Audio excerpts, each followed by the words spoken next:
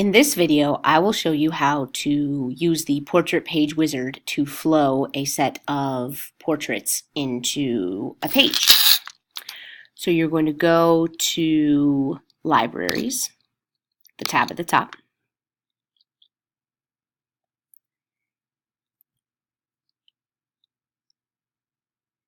And once this loads, you will scroll down until you see Portrait Library, and you will click on that. Then you will click on Portrait Page Wizard, and you will select Sort Value, whichever group that you are sorting. You will choose a template. For all class pages, we're using 429.